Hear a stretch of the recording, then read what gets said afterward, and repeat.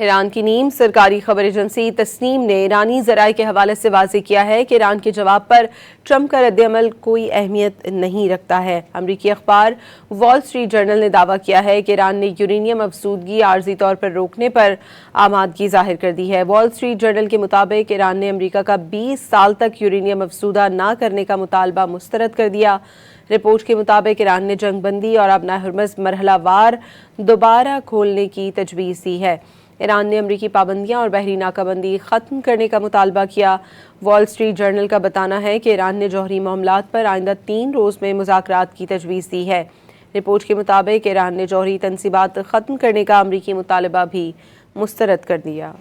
ایران کی نیم سرکاری خبر ایجنسی تسنیم نے ایرانی ذرائع کے حوالے سے واضح کیا ہے کہ ایران کے جواب پر ٹرمپ کا رد عمل کوئی اہمیت نہیں رکھتا ہے۔ امریکی اخبار وال اسٹریٹ جرنل نے دعویٰ کیا ہے کہ ایران نے یورینیم افزودگی عارضی طور پر روکنے پر آمادگی ظاہر کر دی ہے۔ وال اسٹریٹ جرنل کے مطابق ایران نے امریکہ کا 20 سال تک یورینیم افزودہ نہ کرنے کا مطالبہ مسترد کر دیا۔